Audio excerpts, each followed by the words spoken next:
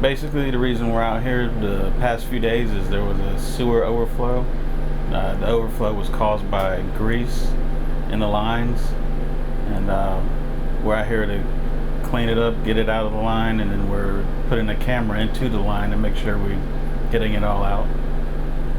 The camera, it follows behind the trucks that are actually cleaning out all the grease, just making sure it gets all the grease out, making sure that there's not any roots that the grease was getting hung on to cause more blockages.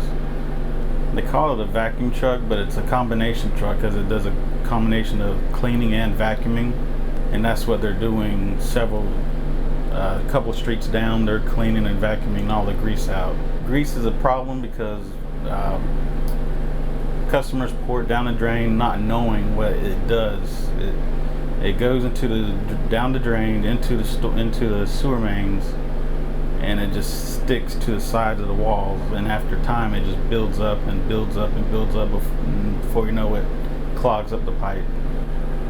Wherever the overflow happened, we'll usually go in and go several sections up and several sections down to clean all of those sections to make sure wherever the blockage was, we clean.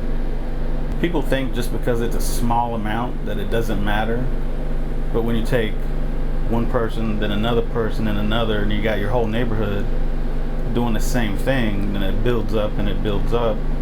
And even though it's liquid, when it gets into the sewer mains, it solidifies and sticks to the walls, and that's causing the stoppages, and that's causing the overflows into the storm drains into lakes. It just causes a big mess.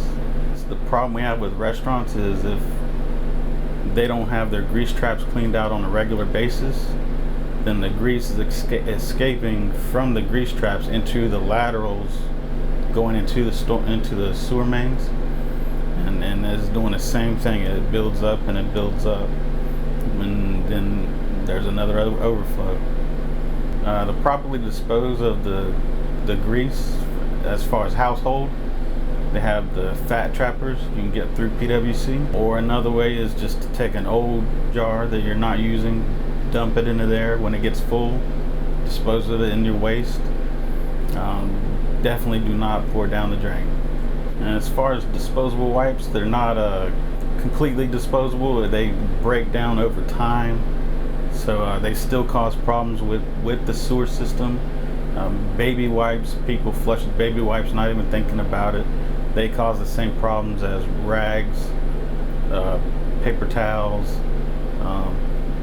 They'll get caught. I've been on several jobs where laterals are clogged up with baby wipes.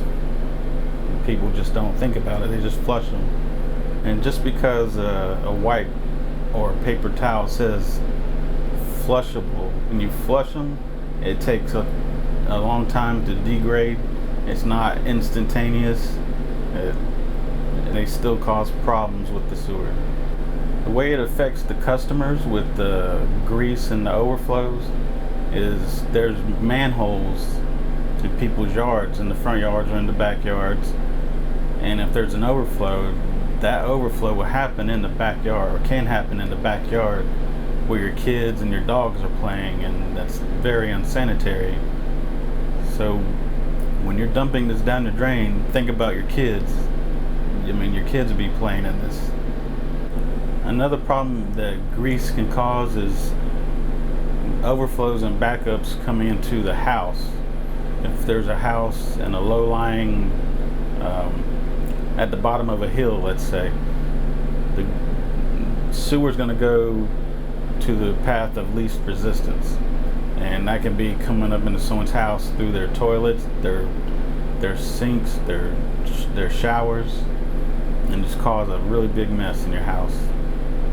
The reason I dispose of grease properly is I see what it does on a daily basis. Every day we always find grease. No matter what neighborhood, what area, there's always grease. And it's a big problem, and it's such an easy thing to take care of. It would make everyone's life a lot easier if people would just dispose of it properly. It would save us time, it would save our environment, and it would save our kids' environment for future.